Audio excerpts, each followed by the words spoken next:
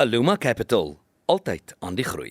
Het is tyd vir volgens krantbesprekings en Andries Cornelissen sluit volgens ons aan. Goeiemôre Andries. Môre Jennifer, hier lagbare. My kroon. Andries, ons begin met die oorlog in Iran. Ja, die 6de nag van aanvalle. Ons is basies terug waar ons was. In terme van voor die onderhandelinge en voor die skikkingsooreenkoms. En in hierdie stadium is daar nog nie 'n aanduiding dat enigiemand teruggaan na die onderhandelingstafel toe nie. Onder andere was daar die interessante ene is daar was ook 'n aanval op Qatar gewees. Qatar is een van die hulle het 'n groot rol gespeel in die bemiddeling van hierdie hele. Hulle is byna 'n bondgenoot van Iran. Ja, dis bietjie van 'n vreemde situasie, maar verskeie van daai lande het nuwe die sirenes het afgegaan en daar was ontploffings. Die besonderhede van al daai is nou nog nie bekend nie, maar dis die 6de nag van aanvalle en ons is terug by die vlootblokkade van die straat van Hormuz. Amerika het onder andere 'n leë olietanker, olievragskip wat op pad was na Iran toe tot stilstand gebring. Hy beweeg nie meer nie, hy staan nou net. So ons is weer terug waar ons was, $85 vir die Brent ruolie. Ja. En natuurlik in Suid-Afrika moet ons onthou, dis dit gaan nie noodwendig dalk in Augustus 'n groot invloed hê op ons petrolprys nie. Dat ons dalk nog 'n bietjie gaan daal, maar die ding is dat volgende week sit die monetêre beleidskomitee van die Reservebank weer en in hierdie stadium lyk dit asof hulle dalk weer kan verhoog. En dan weer die impak op die ekonomie is nogal enorm. Ons kan nie regtig, die ekonomie kan nie op die oomblik regtig bekostig om nog hoë rentekoerse te absorbeer nie, maar ons sal maar moet wag en kyk wat die monetêre beleidskomitee doen. Maar ons is eintlik maar terug waar ons was voor die skietstilstand. En dis weer 'n redelike groot aanvalsveld tog. Ek bedoel Kuwait, Bahrein, Doha en Qatar, hierdie plekke is almal aangeval. Daar's almal skade oral of insidente oral. En Amerika het ook diep binne in Iran ingeval, brûe en logistieke plekke en mediese militêre teikens getref. Ja, jy sien die probleem is, ons is nou weer wanneer is Iran eintlik tipe van ontmagtig. Wanneer kom ons by daai punt uit waar Iran geen ander keuse het as om by die onderhandelingstafel vergunnings te maak sodat ons 'n einde bring aan hierdie konflik nie. En hulle praat van planne word aan Trump voorgelê oor 'n eskalasie van die vlak van oorlog wat ons sien. So ons is weer in daai onsekere wat ons nie eintlik regtig weet waarheen is dit op pad nie. Baie beskuldigings, dat eintlik is, Israel is eintlik die een wat die hele tyd probeer om die konflik aan te blaas. Hulle wil Amerika, daar hê as deel van die konflik in die Midde-Ooste. En selfs invloed wat hulle uitgeoefen het, politieke invloed wat Israel in Amerika probeer uitoefen om die Amerikaanse publiek te kry om te glo aan hierdie oorlog. Die probleem vir Trump is 29%, die jongste opname wat gewys het, 29% van Amerikaners keer goed hoe hy die konflik in Iran hanteer. Sy probleem is, waar is die agterdeur om uit hierdie oorlog uit te kom? Ja. Want dit is nou die probleem. Dan, president Cyril Ramaphosa moes Durban toe gaan vir 'n geskeduleerde verskyning daar. Hy het ongelukkig dit nie kon maak in sy pragtige groot die taxi het omgedraai nie. Nee. Ja, hy moes 'n belangrik, dis eintlik 'n belangrike ding hierdie, want dit gaan oor vervaardiging in Suid-Afrika. Dis hy moes in Durban die toespraak gaan lewer by die Toyota Hilux fabriek. Jennifer het nie gesê hy het die toespraak gemaak toe op die ou einde. Ja, per video. Ja, maar dit is sleg, verstaan jy? Dit is in sy eie land kan die president nie by 'n belangrike geleentheid wat vervaardiging is 'n uiters belangrike deel. Natuurlik Toyota is 'n baie groot Suid-Afrikaanse, dis wêreldwyd, maar in Suid-Afrika is die Toyota 'n belangrike handelsmerk. Ja. En hy kon dit nie bywoon nie, tegniese probleme met die vliegtuig. Die probleem is dat in November is daar, wat het hulle gepraat van R60 miljoen se instandhouding gedoen aan hierdie vliegtuig. Wat? Hy het nou maar onlangs eers weer die vliegtuig teruggekry. So dit is waar dit problematies is. Dis as die belastingbetaler R60 miljoen spandeer het. En hy steeds stikkend. Ja, en dan moet hy omdraai weens een of ander tegniese probleem. Nou, mense weet nou nie wat die tegniese probleem presies was nie. Ja, ek mag geen om nie. Daar was al sprake ja, maar daar was al sprake gewees dat erns gaan 'n liggie aan en dan moet hulle omdraai want dit is wat die protokol is. Dis so lugvaartveiligheid werk. Korrek, ja. Maar nou ja, ons het R60 miljoen spandeer aan die instandhouding want dit word elke 2 tot 4 jaar daar's 'n verpligte groot instandhouding. Kry 'n ander mechanic. Ja, R60 miljoen en die president moes omdraai terug Waterkloof toe. Wow. Andries, dan is Bokkieweek onderskoot. Ja, dis nou 'n dis 'n interessante debat en gesprekspunt en jy het al die pro en die anti en kyk ons moet wat ons nie moet vergeet nie is ons is in die aanloop na 'n verkiesing toe. Jy weet op 4 November. Elke dingetjie wat gaan gebeur, gaan een of ander politieke ondertoon kry. Ja. Nou hier gaan oor Bokkieweek. Die ding is eintlik Bokkieweek bestaan al 35 jaar. Hierdie is die 35ste Bokkieweek. Nou as jy sommetjies gaan maak dan vat dit ons terug na die weet 90s toe.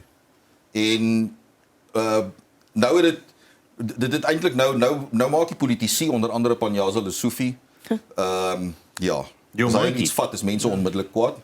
Maar weet onder andere het hy weet dit uitgevaar oor hierdie want hulle het nou in die media gesien van hierdie Bokkieweek wat net vir wit Afrikaanse kinders is. Nou dis honderde kinders, duisende kinders wat deelneem. Daar's baie amptenare by betrokke en skoolhoofde en onderwysers. Dis 'n onafhanklike organisasie. Jy kan daarvan sê wat jy wil, jy weet die beweging vir volkseie sport. So dis nie 'n nuwe ding nie. Dis nie nou ewe skielik dat dit nou weet Dat hierdie jaar dat dit ewe skielik opgeskiet het nie. Weet nou wil hulle allerhande die parlementêre komitee wat nou wil hê daar moet nou 'n ondersoek gedoen word. Daar nou dringend ondersoek gedoen word na hierdie eksklusiewe apartheid. Hulle sing die lied van Jong Suid-Afrika en dit is 'n apartheidsvolkslied. Dis net jy weet ongelukkig jaag dit mense in kampe in. Weet dit maak mense se rug eintlik net stywer. Dat los die kinders uit, hulle neem aan sport deel. Dit vat niks by niemand weg nie. En dit is 'n organisasie wat onafhanklik is van die staat. Dis selfgefinansier, daar's geen staatsgeld by betrokke nie. En jy weet hierdie kinders kry 'n geleentheid. Weet en as jy nou 'n ondersoek hieroor wil doen, dan hoekom ondersoek ons nie sportkwotas vir skolespanne nie? Ons het gesien met die Kruiwenweek en die omstredenheid rondom Kruiwenweek en die spanne wat gekies is en selfs die akademieweke en sulke goed. So jy weet as jy nou 'n probleem het met hierdie tipe van ding, dan moet jy ook mos nou maar 'n probleem hê met kwotas. Andries, is daar enigstens bewyse dat die Bokkieweek 'n sekere groep mense weggewys het en sê hulle mag nie deelneem nie? Ek weet nie of hulle iemand gesê het luister julle mag nie deelneem nie want julle is nie wit en Afrikaans nie. Okay. So daar's net sulke bewyse nie. Nee. Okay. Jy weet en as daar sulke bewyse is, dan moet mense dit bring en dan jy weet dan moet hulle 'n klag gaan indien by die Menseregte Kommissie. En dan verstaan 'n mens. Maar dan heeltemal.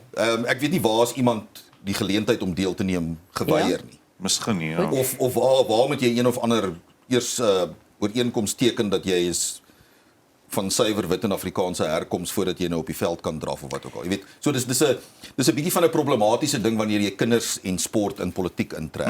Ja. Maar ons ken, dit is maar Panyaza Lesufi se styl. Maar ek dink daar's 'n bietjie meer aandag wat gegee moet word aan ander probleme in Gauteng, sal ek vir die premier sê. Maar presies. Hy moet dalk 'n paar ekstra skole bou, verstaan jy, want dis deel van die probleem in Gauteng is elke jaar sit ons met duisende leerders wat nie 'n plek in 'n skool het nie. Maar hy is besig met 'n sportweek. Maar ja, dit is jy sien die ding is dat soos ek sê, ons is op pad na 'n verkiesing toe. Elke ding wat moontlik 'n sensitiewe punt is, gaan uit verband uitgeruk word.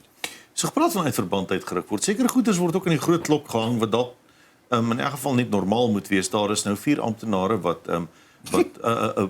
gaan mense moet sê op sy geskuif is as gevolg van 33 miljoen rand se bedrog by SASSA. Ek wil weet is daai mense in hegtenis geneem? Ja. Dis wat ek ook nie weet nie want die ding is dit wat hulle is afgedank. O, is dit al? Hulle is afgedank in hierdie stadium.